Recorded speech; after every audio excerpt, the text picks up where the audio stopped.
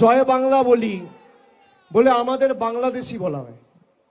দেশের প্রেসিডেন্ট, ভারতবর্ষের রাষ্ট্রপতি এই বাংলার মাটিতে কলকাতায় এসে নেতাজি ইন্ডোর স্টেডিয়ামে জয় বাংলা বলে গেছে। আপনি শুনুন, বিজেপির সাংসদ অনন্ত মহারাজ দেশের প্রধানমন্ত্রীকে পাকিস্তানি বলছে। আমি বলছি না, কে বলছে? বিজেপির সাংসদ বলছে। শুনবেন, দাঁড়ান, ভিডিওটা নিয়ে এসছি, চালাই।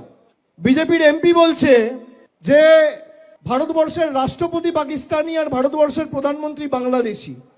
যে বিজেপি এমপিকে বিজেপির এমএলএরা ভোট দিয়ে নির্বাচিত করে রাজ্যসভায় পাঠিয়েছে, সেই বিজেপির এমপি অনন্ত মহারাজ ভারতবর্ষের প্রধানমন্ত্রীকে পাকিস্তানি আর বাংলাদেশি বলছে।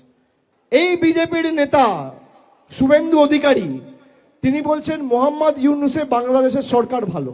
আপনারা গত 20 দিন বা 1 মাসে বাংলাদেশে যে নির্মমভাবে দীপু দাসকে হত্যা করেছে তার ঘটনা দেখেছেন।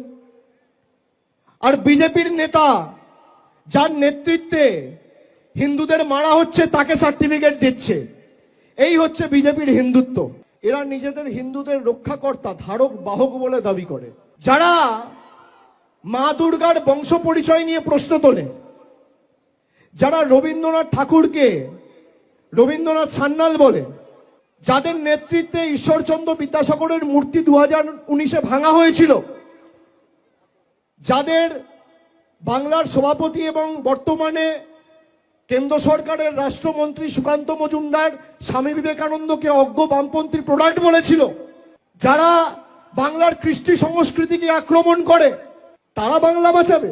যারা দিল্লির দালালি করে, দিল্লির নেতাদের জুতো চাটা ছাড়া আর কোনো কাজ নেই, যাদের খালি বাংলার মানুষের টাকা আটকে দিল্লির নেতাদের কাছে নাম্বার বাড়ানো যাদের একমাত্র কাজ, তারা বাংলার সম্প্রীতি রক্ষা করবে? তারা বাংলার মানুষকে জল দেবে, কল দেবে?